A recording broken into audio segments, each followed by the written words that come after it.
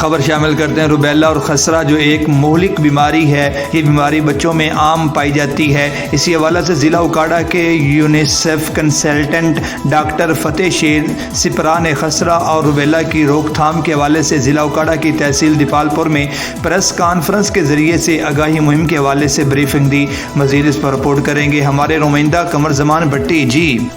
جی بالکل، روبیلا اور خسرہ جو ایک مہلک بیماری ہے، یہ بیماری بچوں میں عام پائی جاتی ہے۔ اسی حوالے سے ضلع اکاڑا کے یونیسیف کنسلٹنٹ ڈاکٹر فتح شیر سپرا نے خسرہ اور روبیلا کی روک تھام کے حوالے سے ضلع اکاڑا کی تحصیل دیپال پور میں پریس کانفرنس کے ذریعے سے آگاہی مہم کے حوالے سے بریفنگ دی، جس میں انہوں نے بتایا کہ 15 اکتوبر سے لے کر 27 اکتوبر تک ملک بھر میں 1 ماہ سے لے کر 15 سال کی عمر تک کے 10 کروڑ بچوں کو خسرہ اور روبیلا کی ویکسین لگانے کا ٹارگٹ رکھا گیا ہے،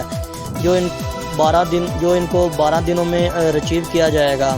مزید میڈیا سے بات کرتے ہوئے ڈاکٹر فتح شیر سپرا نے کہا کہ لوگوں کو خسرہ سے بچانے کے لیے آگاہی پیدا کی جائے گی اور عوام الناس کو بتایا جائے گا خسرہ کیا چیز ہے اور اس سے کیسے بچا جا سکتا ہے۔ ڈاکٹر فتح شیر سپرا نے مزید کہا کہ خسرہ ایک وائرس ہے جس کی روک تھام کے لیے بڑی دیر سے کوششیں کی جا رہی ہیں۔